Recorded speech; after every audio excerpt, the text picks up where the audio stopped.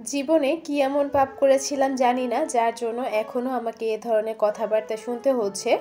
গতকালকে সন্ধ্যার দিকে একটা কমেন্ট আসে, তুই মাগি। তো আপুটা কেন আমাকে এ ধরনের কমেন্ট করছেন আমি জানি না, তবে আমার মনে হয় উনিও ওই লাইনে আসলে জড়িত আছেন, উনি ওটাই আমাকে ইঙ্গিত করেছেন। তা আমি যদি মাগি হই তাহলে আপনি হচ্ছেন বড় ব্র্যান্ডের একটা মাগি, যার জন্য আপনি হচ্ছে আরেকজনকে মাগি বলতে পেরেছেন।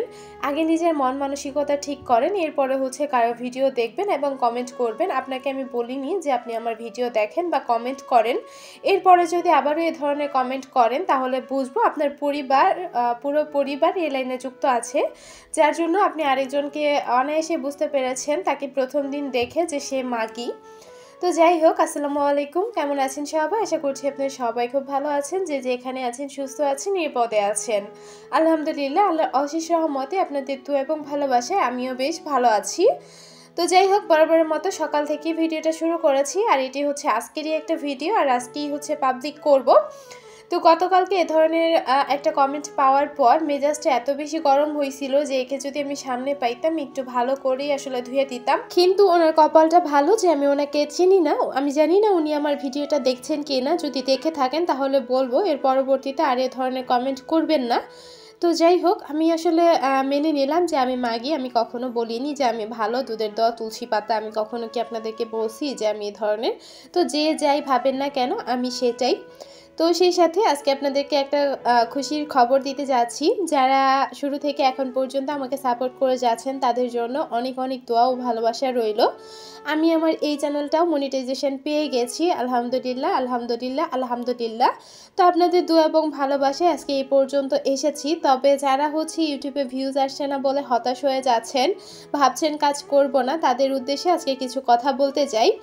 আপনি এখন এই ধরনের এই যে ভিউজ আসছে না, এটা দেখে আপনি হচ্ছে হতাশ হয়ে যাচ্ছেন। যত দিন যাবে আপনার চ্যানেলটা বড় হবে, সেই সাথে নেগেটিভ কমেন্ট আসতে থাকবে। সবার যে আসলে চ্যানেলে নেগেটিভ কমেন্ট আসে এমন না, তবে দেখবেন 100 জনের মধ্যে একটা নেগেটিভ কমেন্ট কিন্তু ঠিকই আসবে। তো সেইগুলোকে পজিটিভলি নিয়ে আপনাকে এখানে টিকে থাকতে হবে। আপনি যদি এখনই ভিউজ আসছে না সেটা বলে অধৈর্য হয়ে যান, পরবর্তীতে আপনি কাজ কিভাবে করবেন? তো ইউটিউবে কাজ করতে হলে প্রথম আপনার উপরে আপনার আত্মবিশ্বাস রাখতে হবে। আপনার যদি মনে হয় আমি এই কাজটা পারবো, অন্যরা যখন এই কাজটা করতে পেরেছে আমিও পারবো, তবেই আপনি কিন্তু আপনার একটা কাজ করতে পারবেন, আর আপনি আপনার সফলতার দিকে এগিয়ে যেতে পারবেন। আপনি যদি মনে করেন আমার দ্বারা হবে না, বিশ্বাস করেন, তাহলে কিছুই হবে না। একটা কাজ শুরু করার আগে যেটা বেশি প্রয়োজন সেটা হচ্ছে নিজের উপর আত্মবিশ্বাস, তবেই আপনি কিন্তু আপনার লক্ষ্যে পৌঁছাবেন। অনেকেই হচ্ছে আমাকে কমেন্ট করছেন, আপু আমি ইউটিউবে আসতে চাই, কাজ করতে চাই। তাদেরকে বলবো যদি মনের মধ্যে সাহস থাকে এবং নিজের উপর আত্মবিশ্বাস থাকে তাহলে বলবো শুরু করে দেন। আর কাজ করার আগে অবশ্যই এডিটিংয়ের মানে একটু দক্ষ হতে হবে, তাহলেই দেখা যাচ্ছে যে আপনি যদি একটা কাজকে সুন্দরভাবে প্রেজেন্ট করতে পারেন তবেই আপনার চ্যানেলে ভিউজ আসবে।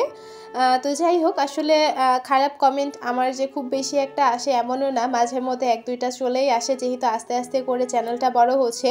তবে আমি মনে করি যে আমি একটু একটু করে আমার সফলতার দিকে এগিয়ে যাচ্ছি, সেই কারণেই মানুষ আমাকে নিয়ে সমালোচনা করে, ব্যাড কমেন্ট করে। তো ওই আপুটা যে কথাটা বলেছে, এই ধরনের কথাবার্তা আমি আমার আপন মানুষগুলোর থেকেই কিন্তু পেয়ে এসেছি বা ফেস করে এসেছি। তো আবারও যখন এই ধরনের কথাবার্তা শুনি, সেই পুরোনো দিনের কথা মনে হয়ে যায়, আর তখন আসলে খুব খারাপ লাগে। সেই কারণেই মনে হয়েছে সেই আপুটাকে যদি সামনে পেতাম আমি ইচ্ছা মতো কিছু কথা বলে দিতাম। তো যাই হোক, আমাকে আসলে কার কেমন লাগে বা কে কী ভাবেন আমি সেটা জানি না, তবে একটা কথা আমি আমার নিজের উপর থেকে বিশ্বাস করি যে আমি একদম সাদাসিধা একটা মানুষ, কোনো পেঁয়াজগোছ আমার মনে নেই। আমি সবসময় সত্যি কথা বলতে পছন্দ করি এবং সোজাভাবেই কথা বলি, এতে করে অনেকেরই ভালো লাগে না, অনেকেই আমাকে দেখতে পারে না। এটা আপনাদের ব্যক্তিগত ব্যাপার, কারণ যার মন মানসিকতা যেমন সে ঠিক সেমনই ব্যবহার করবে, এটাই স্বাভাবিক।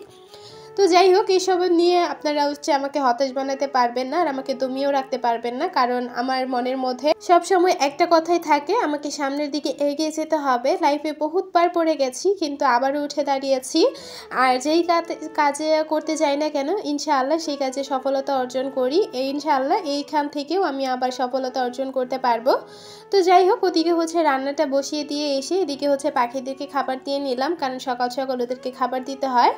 আর এই বাচ্চাটা হচ্ছে পড়ে গেছে, আমি এটা খেয়াল করিনি। তো বাবু এসে বলতেছে পাখির বাচ্চা পড়ে গেছে, আমার হাতে একটু দাও। তো দুঃখের বিষয়, আমার 2 জোড়া পাখি কিন্তু ডিম নিয়ে বসেছিল। একজন হচ্ছে 3টা ডিমই নষ্ট করে ফেলেছে, আরেকজন দেখা যাচ্ছে বাচ্চা ফুটালেও 2টা বাচ্চাকে মেরে ফেলেছে। আর এই হচ্ছে 3 নাম্বার বাচ্চা, এটাই বেঁচে আছে। তো ওদেরকে খাবার দিলাম কিছুক্ষণ সময় কাটানোর পর। এদিকে হঠাৎ করে মনে হলো চুলায় তরকারি বসানো। তো দৌড়ে এসে দেখি তরকারিটা একটু লেগে গেছে। তো যাই হোক, তাড়াহুড়া করে আমি হচ্ছে সবজিটা দিয়ে এখন হচ্ছে নাড়াচাড়া করে নিচ্ছি। আজকে হচ্ছে আমি আলু পুঁই শাক দিয়ে হচ্ছে চাপা শুটকি রান্না করছি। এক এক দিন এক একটা রান্না করার চেষ্টা করি। আসলে এক এক দিন এক ধরনের খাবার হলে আবার আপনাদের ভাইয়া খেতে চায় না, সে কারণে একদিন মাছ একদিন শুটকি এভাবেই রান্না করার চেষ্টা করি। আর রান্না বসিয়ে দিয়ে এদিকে হচ্ছে রান্নাঘরে যত কাজ থাকে আমি কিন্তু অফ ক্যামেরায় করে থাকি বা অন ক্যামেরাও করে থাকি। তো আজকে চেষ্টা করেছি রান্না করার মানে করতে করতে আমি রান্নাঘরটা যেভাবে গুছিয়ে নেই সেটি আজকে শেয়ার করছি। আর কিছু কথা তো দেখেই বুঝে নেবেন, আসলে অনেক সময় কাজ রিলেটেড কথাগুলো স্কিপ হয়ে যায়। দেখা যাচ্ছে যে ইউটিউবে আসি মন খুলে কথা বলার জন্য, তো সেটা যখন হয় তখন দেখা যাচ্ছে ভিডিও রিলেটেড আর কথা বলা হয় না। কোন কোন আপুদের এরকম হয় অবশ্যই কমেন্টে জানাবেন। তো যাই হোক, এদিকে হচ্ছে মাঝে মধ্যে তরকারিটাও নাড়াচাড়া করে দিচ্ছিলাম। আর এখন হচ্ছে কাউন্টার টপটা একটু ভিম বার দিয়ে ভালো করে ঘষে মেজে নিব। যেহেতু সকালবেলা এখানে রুটি বানিয়েছি, দেখা যাচ্ছে রুটি বানানোর সময় আটা সাইডে পড়ে একদম লেগে গেছে, একটু পানি ছিটা পড়লেই হচ্ছে আটাগুলো লেগে যায়। তো সাথে সাথে তো আর ক্লিন করতে পারিনি, কারণ যেহেতু ছোট বাচ্চা আছে, ও দেখা যাচ্ছে সকালবেলা ঘুম থেকে উঠে অনেক পরিমাণ মর্জি করে।